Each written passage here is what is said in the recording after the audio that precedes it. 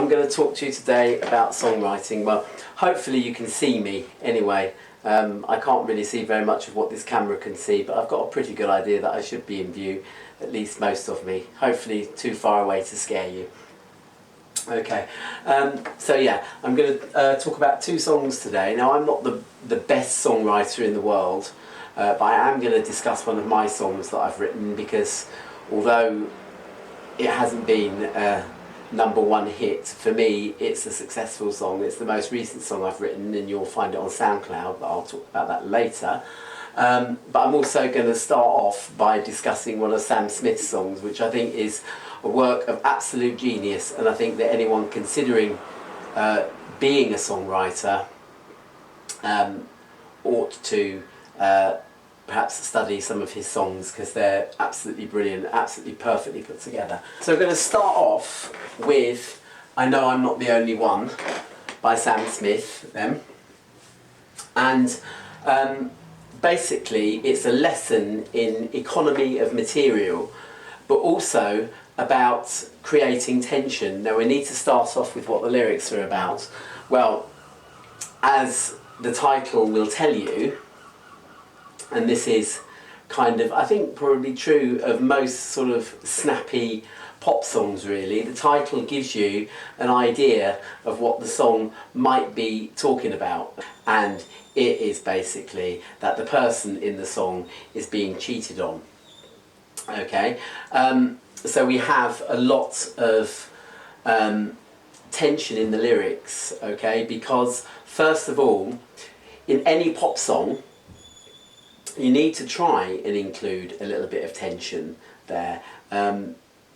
There has to be, like in a film or something like that. If a film was completely and utterly, happy all the way through, no one would watch it. Okay, and that's true even of children. There always has to be some sort of problem in there to be solved, and it's the same with a piece of music. Okay, so where's the tension coming from? Okay, well, if we look at some of these lyrics, then we know that the person in the song is madly in love with somebody else, but they know that that person is cheating on them. Okay, and the video of this features a woman that is basically kissing goodbye to her husband, and then she goes off on a drinking binge, and he's off out flirting away and everything, and then at the end of the video she comes back and she's all smiles waiting for him again. And that's essentially the tension in the song. You can't let go, the singer can't let go of the person he's singing about, even though he knows that probably they're not worth it. Okay, so how do we get that tension to come across in the piece of music? Well, in Sam Smith's song, we've got basically a major and a minor kind of war going on. Okay, it keeps wanting to be in the major key, but it can't stay there, and it has to move to a minor key. And I'll show you what I mean. We've got this little loop going on, which is basically, when I said economy of musical material, this is essentially what it is. Okay, first of all, I mean, I've got this song in E flat. I believe it's in F, but just because I'm looking at this piece of music, I'll tell you what the chords are in E flat. Okay, so we've got the E flat major chord.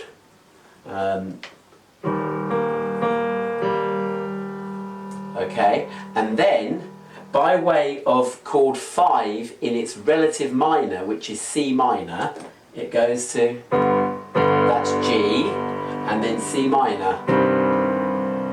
Okay, so put that together. I can't really see the piano chords that I'm playing there, but that's essentially the loop there. I can't play this song, and I certainly can't sing it for toffee. Okay, well, I can play it just about, but I can't sing it for toffee, so I'm not even going to try. Okay, but anyway, we've got this major moving, and then as you heard me play, you kind of left hanging in midair. by an A flat major 7 chord, okay, which is chord 4 in E flat, which is pulling you back. Then we're going to C minor by way of G, and then back to that A flat major 7, and it's absolutely beautiful, and it's just the way that that kind of repeats around itself, okay? This A flat major 7, sorry, there with that lovely sort of dissonance in it, is a bit like what we call a cadence. A cadence is a set of chords which, when they're played together, kind of sound like the ending, a bit like punctuation in music, okay? So we've got to this A flat, it has to go back to E flat.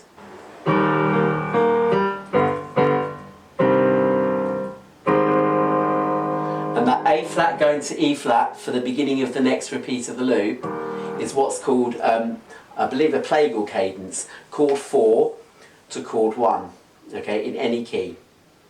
Okay, in E flat, F, G, A flat, that's chord 4, and chord 1 is E flat, okay, and that's like an amen cadence, so it must be so, okay, that's what amen means, it must be so, and so it's kind of, there's resignedness, this is going to happen, there's tension, because we're moving from this major to the minor, back to the major, to the minor, back to the major, and these minor keys sound very sad, these minor chords, and it's very, very poignant. That's the C minor chord I've just played there. Very, very, very poignant. Okay, so how do the lyrics kind of fit with that? Well, again, you've got two contrasting elements. In the verses, we've got fragments of phrases which kind of start halfway into the loop. Now this is, I can't sing this and time it at the same time. Okay, but these tiny little fragments of phrases, you and me, we made a vow, for better or for worse. Now you would have thought that in a phrase, that would be one phrase, because it's one sentence, one phrase, it's broken down the middle. Okay, so you have, if I can do this, I don't know if I can, I'll try. Okay, so this is the start of that phrase. And then the singing, and then it starts again,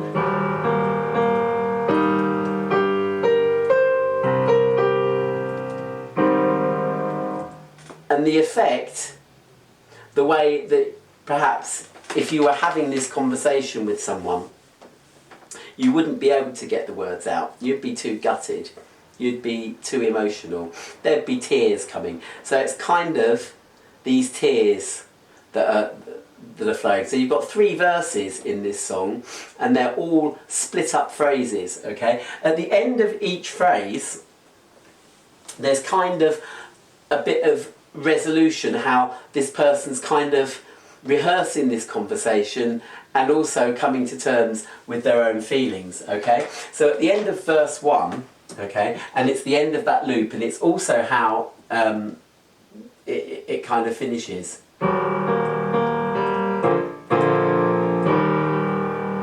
In the major key, E flat, okay? So that's E flat, B flat, E flat, yeah? E flat, B flat, E flat. Okay, and then that leads you into the second verse, and all the lyrics at the end of that are kind of this resolution. They're coming to grips with the situation. Okay, but the proof's in the way it hurts. That's the line there. Okay, and again, but the proof's in the way it hurts. Split up. It's quite poignant. It's quite emotional. Okay, at the end of the second verse, we've got, but I know that I still need you here. So it's this coming to terms with what's going on in the relationship. When we get to the chorus, which I cannot sing at all, okay, suddenly that contrast of those fragmented phrases, it now becomes sort of very long phrases that actually fit the loop. and kind of start at the beginning. So let's see if I can do this. You say I'm crazy, 'cause you don't seem to know what you've done. But when you call me baby, I know I'm not the only one. And that I know I'm not the only one is where the loops kind of resolve themselves: E flat, B flat, E flat, what's called a perfect cadence. We know we've come to the end there. We know that she's getting to grips with the situation in the song, okay? And that really is essentially all there is to that song. It's absolutely classic, and it's just really how the sort of tension plays off against the lyrics, how that loop goes round and round and round. How is that loop going to end? And this major minor kind of battle that's going on to try and win in the song, okay? And it's an absolutely amazing piece of work, okay? Now I'm going to get rid of these now. Right, here's my little notebook here, okay? I've written a new song and it's on my SoundCloud. Mark Pearce, then a space, and then number 1, basically, because there are other Mark Pearces on SoundCloud, okay? I'll put the link and whatnot in the description. You can go and you can hear it there in its full glory, because these are just basic piano notes that I've written here. I've got top line and chords and the odd little scribble of where I've put little twiddles in there, but that's basically all it is, okay? Very shorthand. I haven't got the patience to sit there and write out like an arranged full piano part or anything like that. So I take that top line, chords, take that to my computer and sit and fiddle around for hours, probably days. With this song it was days on end, and sort of tried to sort of hone it into shape on my computer. So that's why it's best off if you hear it there, okay? So I've written this song called A Man Like You, okay? Now, I've created tension in a different way, okay? As I say, you have to try and create some tension in songs, okay? Even the most sort of banal I love you, you love me kind of song usually has a little twist to it, and if it doesn't, then those are the kinds of songs that you usually, they're normally number 1 for several centuries, but then you kind of wish that you'd never heard them again, okay? So, this song, A Man Like You, okay, so I've got the tension here. First of all, there's lyrical tension, okay? There's an I in the song, there is a you in the song, okay? Songs or song lyrics, and it's the same in the Sam Smith song, they tend to be more direct if there's an I, a you in the song, or a he or a she, okay? But you've got to be careful with your pronouns, okay? I have an issue, as people know, I have an issue with gay singers like Sam Smith, for example, just always using you, because then it tends not to relate to kind of the audience who are going to be listening to him. So, in this song, there are 2 people. The I in the song is an insecure person, probably a bit desperate, okay? The you in the song is the total opposite of that. The you in the song has troubles of their own, as I sing in the chorus, okay? But they're very good at covering up their troubles, very good at being self-reliant, self-independent, and not really wanting to let anyone else in to care for them, okay? So in my song, I've got what's called a bridge, and I'll talk about that in a minute, okay?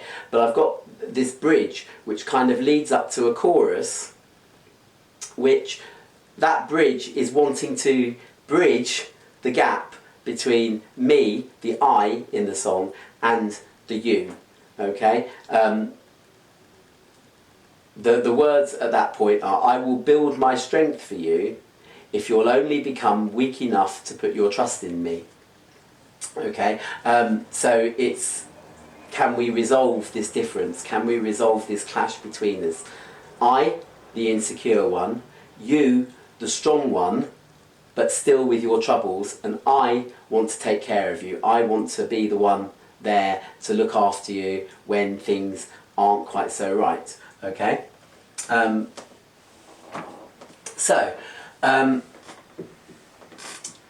have my chorus. My chorus, what are the words to my chorus? I suppose I'm a little bit embarrassed here reading out the words just without singing it or anything like that. But I'm willing to care for you for the rest of my life, and I will give my all for a man like you. I'm willing to bear with you all your troubles in life, want nothing in return, just a man like you. Okay, so those are the lyrics to that chorus. They're nothing very special. Okay, because they're nothing very special, they need something to tense them up a little bit. Okay, now essentially at this point in my song, and we'll talk about the key structure as well here, okay, at this point in my song we're in G major, okay, but I'm choosing all the minor keys from G major, okay, because the minor keys have a sadder effect. Okay, the verse, which we'll come on to in a second, the verse is in E flat major. Okay, and so in my chorus, I also sort of, just to spice it up a little bit, just so that it's not quite so sort of hackneyed and whatever, I always like to include like a surprise chord. And so I've put that E flat major chord that's going to come along in the verse into my song. All right, so it starts off with this E minor chord, okay, straight away, okay, even though I'm in G, I'm sort of hanging around all the minor keys that are in the key of G major, okay, so E minor, E flat, C, back to this G major tonality, and we're into A minor 7, and then we're going up to E minor, B minor, B minor, and then A minor 7, B minor 7, C major 7, and that is halfway through the chorus at that point, okay, and again, I need someone decent to sing my songs, alright? Okay, but I'll try and sing that to you. I'm willing to care for you for the rest of my life, and I will give my all for a man like you. And that's C major 7 there. I love major 7th chords. It's basically, think of the major scale of the chord that you're on. So here, C major, okay, and pop the 7th note of it on. So you've got C, E, G, which is basically your C chord, and then a major 7th on top, which is a B natural there, and it's lovely. Love it, absolutely. And then it trundles back to G. I'm willing to bear for you all your troubles in life, want nothing in return. Then I'm going to that E flat again, because my verse is coming up, and that's in E flat. Just a man like you. And there we're ending on G. But what I've put in there, because I want to get to E flat, I've put a way to get to E flat, and I'm getting to E flat via C minor, okay? So you've actually got this quite catchy tune, okay? It's quite a happy little tune with sad chords underneath it to get the tension away from the happiness of the lyric, okay? I'm now going to go into, okay, and this little pattern comes up sort of C minor, G minor, C minor, G minor, I'm putting an A flat in the bass, and then this is a very Paul McCartney-esque chord, this is, okay? This is F minor with a B flat in the bass, and how that brings tension with a B flat with what we call a sustained fourth. That means adding the E flat and missing the D, back to that B flat, okay? Now my verse, my verse is essentially telling me, first of all, telling the audience the I in the song, the I's problems, okay? You tell me no one can hurt me if I believe in myself that one day I'll be lovable if I can just keep the faith. But I'm a man of confusion, I'm riddled with self-doubt, obsessed with what the world thinks of me, and I ain't never gonna win. Okay, so that quite sort of dreary lyrics really, quite sad, whatever. What do you do to get the tension? Put them in a happy key. E flat is a beautifully warm key. It's a lovely major key, and I'm contrasting it with sort of sadder lyrics. Okay, so I've basically got this bit here. They tell me no one can hurt me if I believe in myself, that one day I will be lovable if I can just keep the faith. And that is kind of like a hymn, really, those chords are. Okay, if you were to slow that down, you could imagine sort of a Welsh male voice choir singing a lovely hymn about All Through the Night or something like that, and essentially that's what it is. Okay, and this bridge pattern that I had with the C minor, G minor, C minor, G minor, then that F minor 7 with B flat in the bass comes back there. Okay.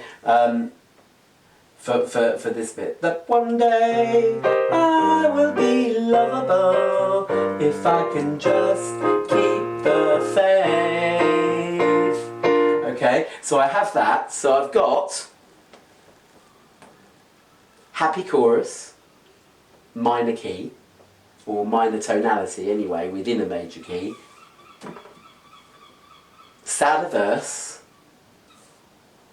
but with happy chords, okay, and then I have the bridge here, okay, and that is essentially that same bridge pattern. I will be lovable if I can just keep the faith, and my bridge goes same chords. Yet I will build my strength for you if you'll only become weak enough to put your trust in me. Okay, now these two keys that we're in, G and E flat, they are a major third away from one another, or a minor sixth away from each other. Be quiet, Siri. I found something on the web for G. They are amazing. Take a look. Oh, be quiet, Siri. So yeah, they're a major third away from each other, E flat up to G, E flat F G, that's a major third, or they're a minor sixth away, depending on which way you're going. Well, we're starting in G, we're going to E flat, so I would say that's a minor sixth. So G, A flat, B flat, C, D, E flat, that's a minor sixth away from each other.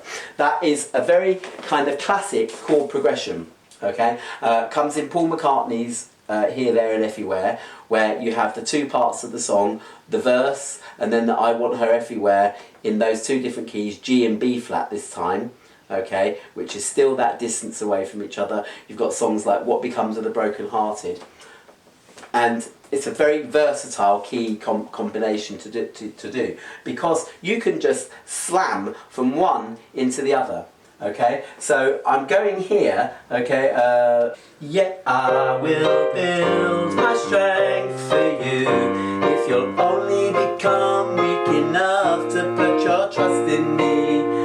Okay, and then I go slap bang straight into that chorus. I'm willing to care for you, and you can do that within those keys, okay.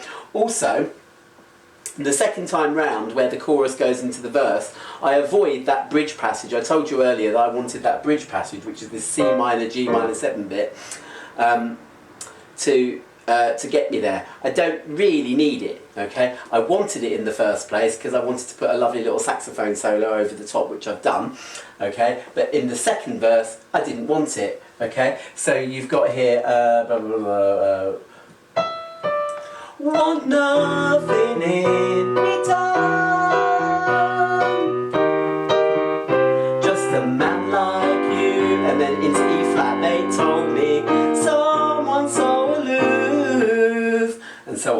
Okay, and they're two great keys to sort of play around with, so remember that one. Okay, so I'm going to finish it there, really. I hope you'll go onto my SoundCloud to listen to that song. Okay, my name is Mark Pearce, Pearce space 1.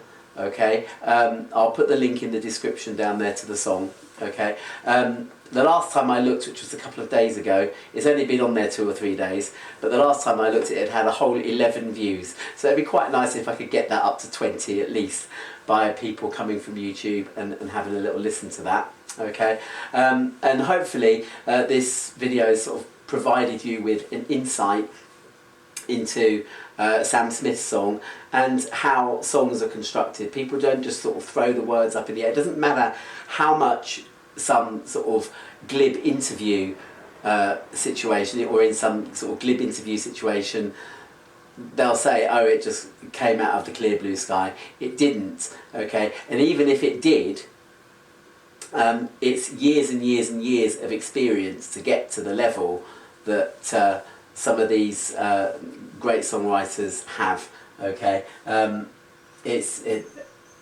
the Sam Smith one, as I say, is a work of genius. My song probably isn't a work of genius. I wish I could sing it better, but maybe that'll inspire some people to enter the UK Songwriting Contest, which I'll also put a link to in the description, because that is open for entries now. Anyone can enter a song. You don't have to have fantastic recording equipment to be able to enter a song. I think you just have to enter, I think, an MP3 file of your song, and you could be playing it on a guitar and, you know, in your living room, and you know, just use media player or something like that to record it on, so it's not the performance of the song that they're worried about, it's the actual song itself. Okay, I hope this song, when I enter it, I hope it does well. And the top mark I've had so far is 6 out of 10. 6 out of 10 is kind of verging on being a semi-finalist in the contest. So yeah, hopefully this one will get a 7. It'd be quite nice to do that. I've never had a 7 before, so let's see, maybe it'll do. Okay, alright, I will leave it there. Okay, thank you for watching. Sorry about the change of light that happened a few minutes ago, by the way. It's because I didn't realise that in the first take my card hadn't recorded the whole of the video, so I've had to come and quickly record an ending, and it's got darker and I've had to turn the light on, which means it's probably looking a bit awful now. Okay, anyway, see you later. Bye.